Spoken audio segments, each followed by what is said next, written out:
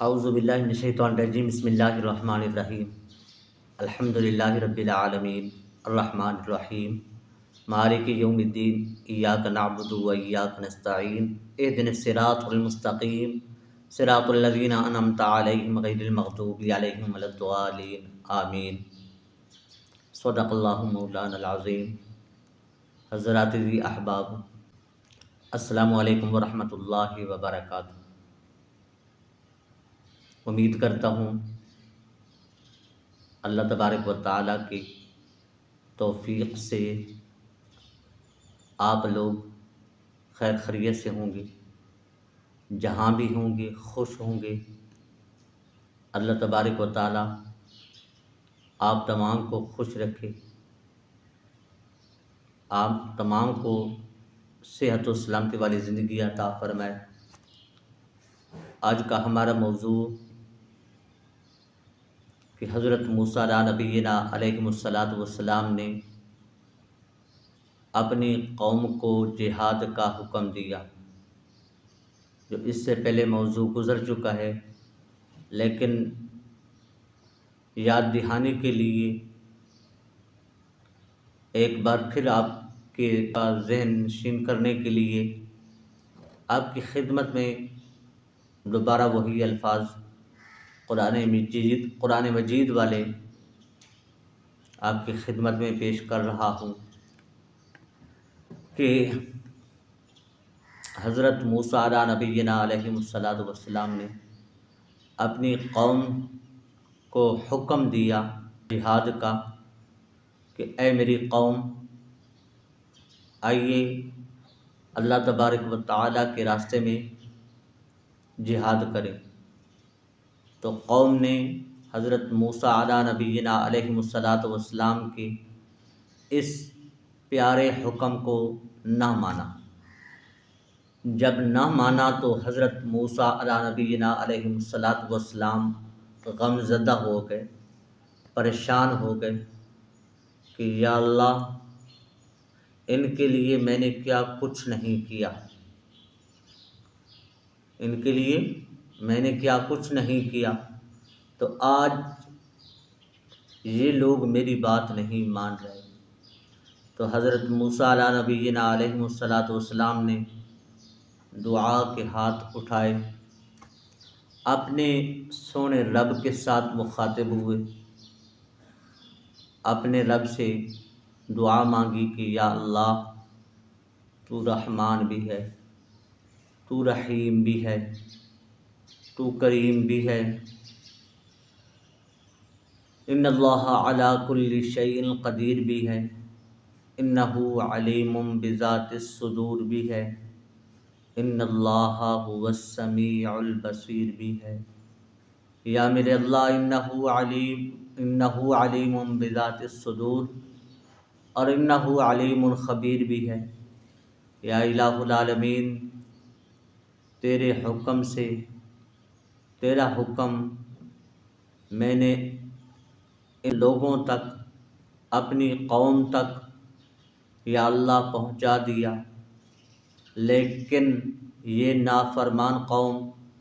یہ کہتی ہے کہ اے موسیٰ، آپ لڑیں یا آپ کا خدا لڑے، ہم تو لڑنے کے لیے نہیں آئے۔ تو اسی جگہ پہ حضرت موسیٰ علیہ نبینا علیہ الصلاۃ والسلام نے اللہ تبارک و تعالیٰ سے دعا مانگی کہ مولا کریم، میں اپنی زندگی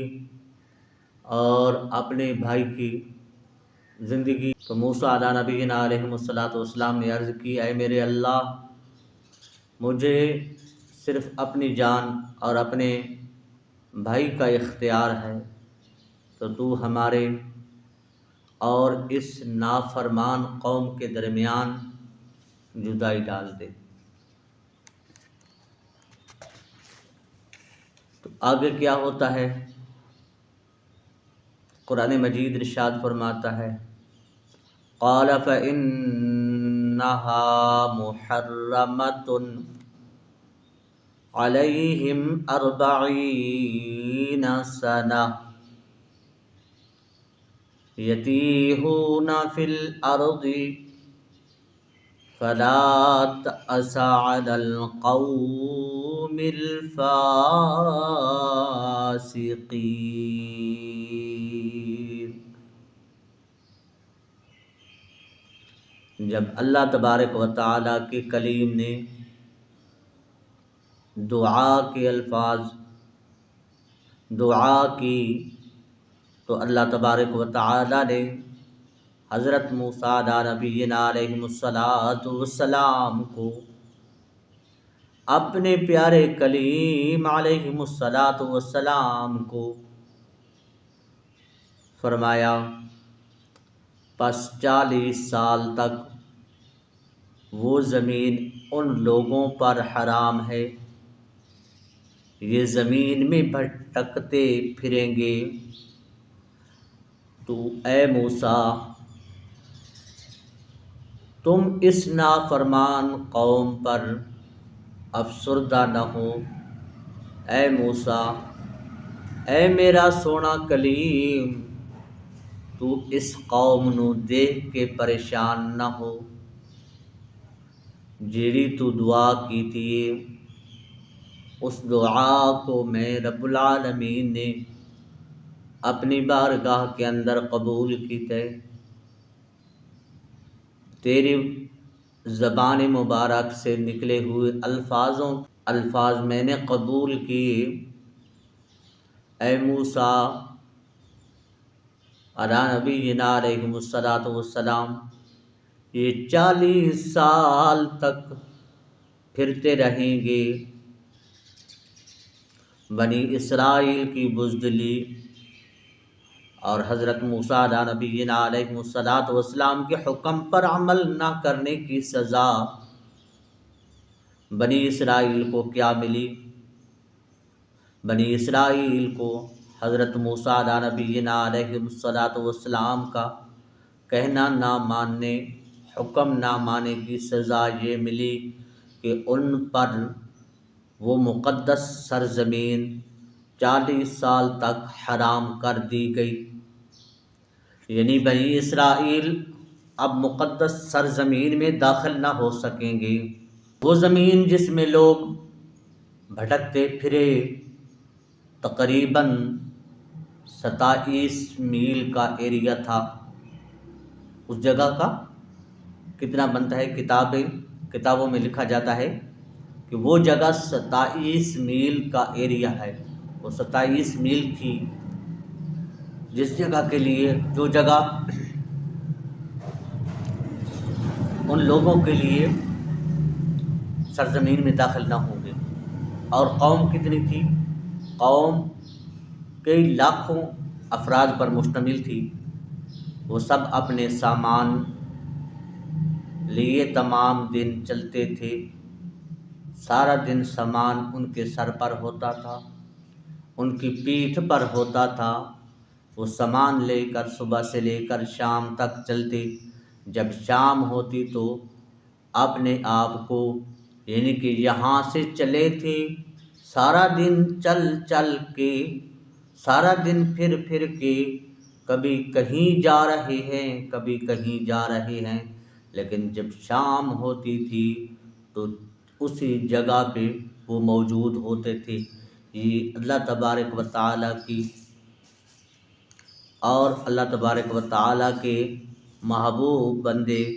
حضرت موسیٰ علیہ نبینا علیہ السلام کی ناراضگی صرف ایک بات نہ ماننے پر، وہی باتیں یہ ان پر سزا تھی، سوائے حضرت موسیٰ 4 شخصیت کے علاوہ باقی 1 لاکھ سے بھی زیادہ افراد جو موجود تھے ان سب کو یہی سزا ملی۔ لیکن 4 شخصیات کون سی ہیں؟ پہلی شخصیت پیارے موسیٰ علیہ نبینا علیہ السلام، دوسری شخصیت پیارے ہارون علیہ نبینا علیہ السلام، تیسری شخصیت حضرت یوشع علیہ نبینا علیہ السلام، اور چوتھی شخصیت کون سی ہے؟ چوتھی شخصیت ہے حضرت کالب علیہ نبینا علیہ السلام کی ان پر